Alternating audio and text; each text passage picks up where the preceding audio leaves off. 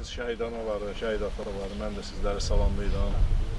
Bugün təbii biz Rəvan qardaşımızla bağlı bura toplaşmışıq. Onun igidliyindən, qəhrəmanlığından danışmaq üçün bura toplaşmışıq. Hamımıza bəllidir, Azərbaycan tarix boyu haqsızlıqlarla, ədalətsizliklərlə, düşmənlərin iftiraları ilə üzləşir. Amma Azərbaycanın igid oğulları həmişə bunu atlatır və bütün çətinliklərə sinə gəliblər. Elə 20-ci əsrin sonlarında da Azərbaycanın başına belə bəlalar gəldi və o bəlaları da uyuyan, igid oğulların timsalını bütün Azərbaycanın şəhid oğulları aradan qaldırdılar və bütün problemləri, çətinlikləri arxada qoydular.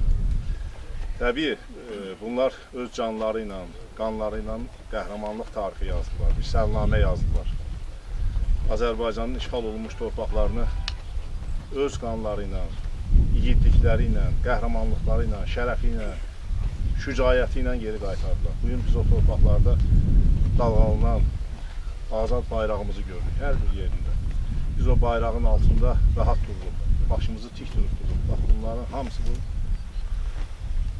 Rəvanın timsalında bütün şəhidlərimizin sayəsindədir. Biz onlara borçluyuq və onlara minnətdarıq. Biz onların analarına, atalarına borçluyuq. Minnətdarıq ki, belə igid, qəhrəman oğullar yetişdirirlər. Sizə sağ ol deyirik, hər birinizə. Bir məlum olaraq bildirməliyəm ki, bu igidlərin döyüş yolunun, həyatının yetişən gənc nəslə öyrədilməsi istiqamətində də, həmçinin gənc nəslin onların nümunəsində böyüməsi, tərbiyəsi olunması istiqamətində də təhsil müəssisələrimizdə iş aparılır. Bunu biləsiniz. Və xeyli iş aparılır. Mən əminəm ki, o igidlər də burada uyuyan Azərbaycanın igid, qəhrəman, şəhid oğulların timsalında belə şərəfli, qeyrətli böyüyürlər. Təbii, mən Allahdan arzum odur ki, Azərbaycan indindən sonra tarix boyu heç zaman belə çətinliklərdə üzləşməsin. Heç bir ailədə narahatçılıq olmasın, heç bir ana, ata öz övladını itirməsin. Bu arzu ilə hamını diləmək istəyirəm. Bir daha Rəvanın anasına, atasına, o cümlədən bütün şəhid valideynlərinə, analarına, atalarına səbirli olmağı arzulayıram. Səbir diləyirəm Allahdan. Allah sizləri qorusun, Allah sizləri var eləsin.